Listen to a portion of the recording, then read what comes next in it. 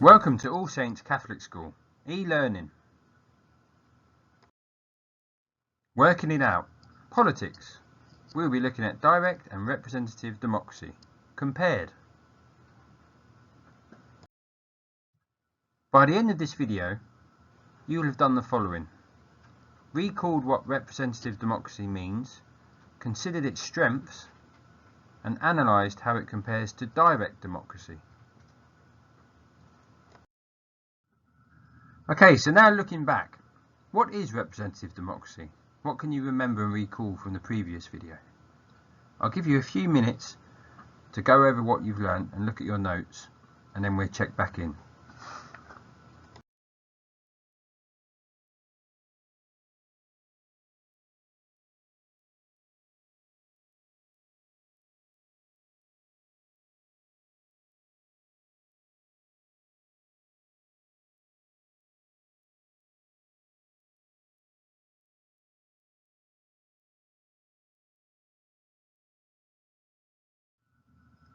So how does this link to your topic?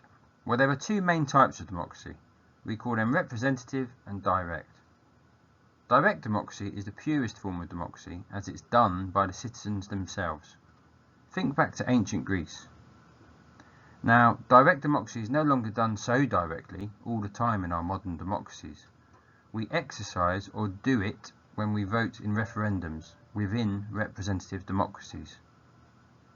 Can you think of a major act of direct democracy, a referendum, in the UK in recent times? I'm sure you can. That's right, Brexit and the Scottish independence referendum. Working it out. This is our activity. So how does direct democracy compare to representative democracy? It's essential you consider what's so different about them. And the key to understanding both is the middleman. By this we mean an elected official. In the representative model, citizens vote for an elected official who represents them. In a direct democracy, citizens themselves take part in the decision-making and voting process.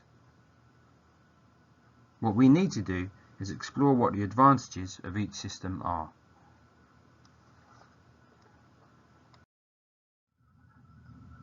Moving on to our worked example. Take the idea of direct democracy. Think about what the advantages are of making your own decisions without having to have an elected official represent your views. What would be good about that idea? I'll give you a few moments to reflect and think it through.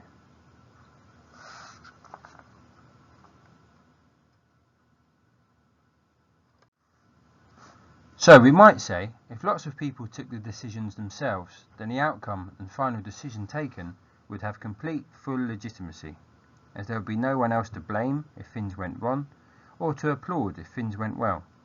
Citizens would have complete mastery over their own lives. So in short, it is the purest form of democracy, meaning it is the most legitimate because there is no elected official to obstruct the will of the people or get in the way. Which is what democracy is all about, the will of the people and people power. Right, so now it's over to you.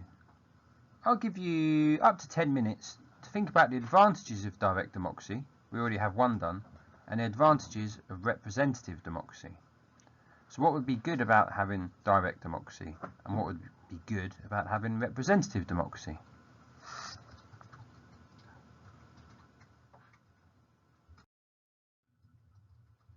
So now the moment's come. In a few moments you'll see a range of advantages as I've laid out for you. Compare them to what you have. You may have something quite similar, and if not, please take these down and see that there are many advantages in both systems. Now, as a stretch and challenge task, you really have to show your evaluation skills. So now I urge you to go away and do the same thing, but for the disadvantages of each system. Think about the flip side of each advantage. What would be so wrong or a disadvantage in each version of democracy? Great work, well done. Now you've definitely recalled what representative democracy means. You did so at the beginning. You've considered the strengths of this idea and you've analysed how it compares to the strengths in direct democracy. Now I urge you to go away and think about what you think would be the best system, and for who. Well done.